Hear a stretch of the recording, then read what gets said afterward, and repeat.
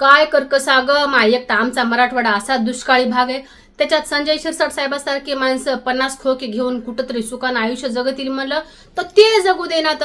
आता संजय शिरसाट साहेबाच्या पक्षामध्ये कसं म्हशीचं शिंगण, वंभट स्वाहा, टॉयलवरची पूजा, नागोरी पूजा चलती ना, तसं मी म्हणलं माय आता मुळा पक्ष आणलं का बरं मुदात.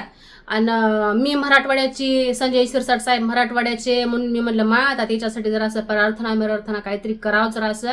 तर हे का मी त्याच्यासाठी हो का आल्या गेल्याची, काळ्या कुत्र्याची, माकड तोंड्याची, डुक्कर तोंड्याची, खाल्लाकडल्या गल्लीतल्या बाईची, वरलाकडल्या गल्लीतल्या बोळाची, देवाभाऊची, देवाभाऊच्या पक्षातल्या लोकांची, यकूमामाची, यकूमामाच्या पक्षातल्या लोकांची, संजय राऊतची, अंबादास दानवेची, इम्तियाज जलीलची, अयोध्याची, समजायची नजर उतरू जाऊ दे ग माय.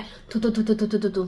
आता हे का संजय शिरसाट साहेब आमच्या मराठवाड्यातले येतं आणि काय त्याच्या मागं कर्कसा लागली की गमाय. आधी ते काहीतरी 1.5-2 कोटीचे ते चाट अयोध्यानं बाहेर काढले, त्याच्यानंतर संजय राऊत साहेबांना आता ही व्हिडिओ काढला, त्याच्या अगोदर इम्तियाज जलीलनं ते जमिनीचं प्रकरण बाहेर काढलं, अंबादास दानवेनं ते हॉटेलचं काढलं.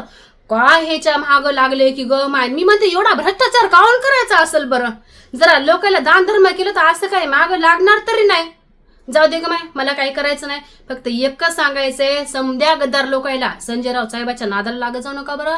ते बुवा लय खतरनाक आहे. आणि ते जेव्हा म्हणतात ना की मी एखादी गोष्ट त्याचं जे वाक्य त्याच्यामधून काहीतरी शिकत जा की बुवा पुढचा नंबर आपला तर नाही ना. त्या बुवा ना 3 लोकायला आता चेडी बनींवरती दाखवलं सगळ्या देशाला. बघा आता बाकीचे पुढचे लोक गद्दार आहेत ना, तर ते समजून जा ह्याच्यातून काहीतरी. संजय राऊत साहेबाच्या नादी लागू जाऊ नका. संजय राऊत साहेब सगळ्याला असं समोर आणतात देशाच्या. तुम्ही काय शिरसाट साहेब मराठवाड्याचे आहेत म्हणून मी तुम्हाला सांगायले, बाकी सगळे यकूमामाच्या पक्षातल्या समजायला सांगायले सांभाळून राहा बरं. तवरुक इतकंच बोलते, अजून मला लय बोलायचं आहे. तवरुक इतकंच गंज करते.